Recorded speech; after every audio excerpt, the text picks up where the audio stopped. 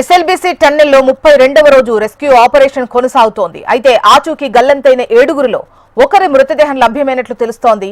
టన్నెల్లో బురద మట్టిని తవ్వుతుండగా దుర్వాసన రావడంతో మృతదేహం అయ్యుండొచ్చని రెస్క్యూ టీమ్స్ భావిస్తోంది.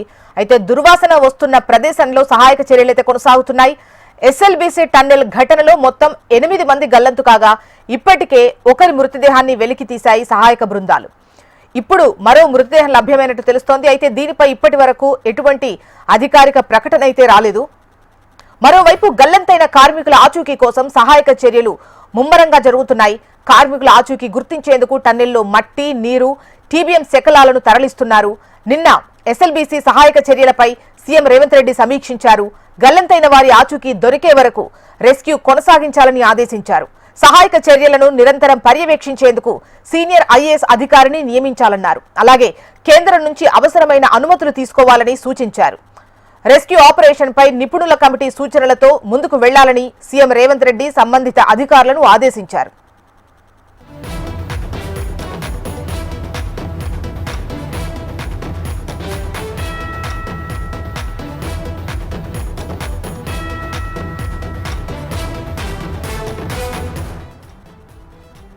ఎస్ఎల్బీసీ టన్నెల్లో 32వ రోజు రెస్క్యూ ఆపరేషన్ కొనసాగుతోంది. అయితే ఆచూకీ గల్లంతైన 7గురిలో ఒకరి మృతదేహం లభ్యమైనట్లు తెలుస్తోంది.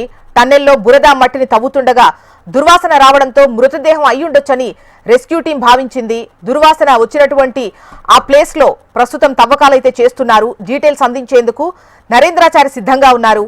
నరేంద్రాచారి, జ్యేష్ఠ ఎస్ఎల్బీసీ వద్ద 32వ రోజు కూడా సొరంగంలో సహాయక చర్యలు కొనసాగుతున్నాయి. సొరంగంలో చిక్కుకున్న మిగతా 7 మంది కోసం ఆచూకీ కోసం అయితే ఇప్పటివరకు అయితే ఇంకా ఎస్ఎల్బీసీ వద్ద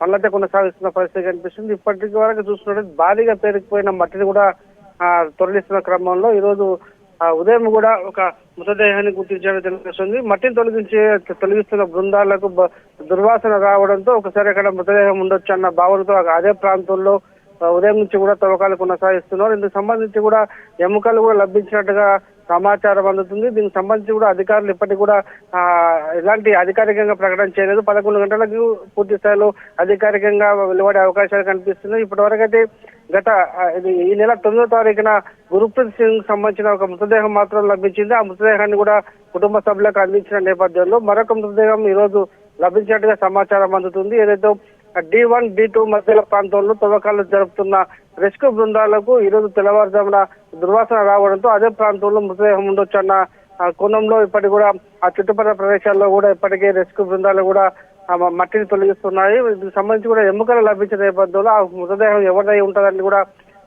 భావిస్తున్న నేపథ్యంలో మరి కాసేపట్లో అధికారికంగా ఈ విషయాన్ని కూడా ధృవీకరించే అవకాశాలు కనిపిస్తున్నాయి. 32వ రోజు సహాయక చర్యల్లో ఇప్పటికైతే మనకు అందిన సమాచారం ప్రకారం 2 మృతదేహాలు కూడా లభించినట్టుగా తెలుస్తుంది. మిగతా సంబంధించినటువంటి 6 మృతదేహాలకు సంబంధించి కూడా ఇంకా తవ్వకాలు జరపాలని కూడా సన్నాహాలు కొనసాగుతూ ఉన్నాయి. ఇప్పటికే ముఖ్యమంత్రి రేవంత్ రెడ్డి ఎట్టి పరిస్థితుల్లో కూడా రెస్క్యూ ఆపరేషన్ ఆపొద్దు, అవసరమైతే కేంద్ర సహాయం కూడా తీసుకోవాలని చెప్పిన నేపథ్యంలో కూడా అధికారులు ఆ దిశగా ఇప్పటికీ ఈ సొరంగ మార్గంలో కావాల్సిన చర్యలు కూడా చేపడుతున్న పరిస్థితి కనిపిస్తుంది. 12 బృందాలతో ఇప్పటికే నిరంతరంగా సహాయక చర్యలు కొనసాగిస్తున్నప్పటికీ ఈ రోజు ఒక ఫలితం లభించింది. అక్కడ ఒక తవ్వకాలు D1, D2 మధ్యలో తవ్వకాలు జరుగుతున్న నేపథ్యంలో 7 మీటర్ల మేరకు ఇప్పటికీ మట్టిని తొలగిస్తున్నారు. ఆ 7 మీటర్ల మట్టిని తొలగించే సమయంలో ఇప్పుడు ఉదయం ఒక దుర్వాసన రావడంతో అదే ప్రాంతంలో మృతదేహం ఉండొచ్చు అనే అనుమానంతో ఇప్పటికీ సొరంగ మార్గంలో అక్కడ తవ్వకాలు కొనసాగిస్తున్నారు. దీనికి సంబంధించి కూడా 11 గంటలకు ఒక క్లారిటీ వచ్చే అవకాశాలు కనిపిస్తున్నాయి.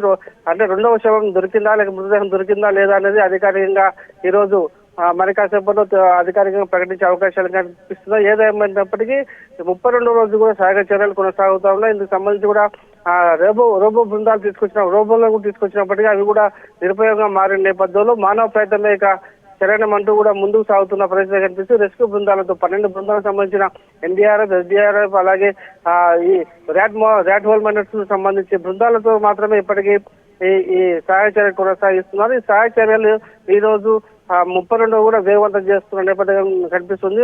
ముఖ్యమంత్రి రేవంత్ రెడ్డి ఎట్టి పరిస్థితుల్లో కూడా రెస్క్యూ ఆపరేషన్ ఆపకుండా ముందుకు సాగాలని చెప్పేసి సూచించిన నేపథ్యంలో ప్రత్యేకంగా ఐఏఎస్ అధికారిని కూడా ఇక్కడ నియమించిన నేపథ్యంలో ఈ రోజు నుంచి మరింత సొరంగ మార్గంలో తవ్వకాలు మరింత వేగం పుంజుకునే అవకాశాలు కనిపిస్తున్నాయి. జోష్న.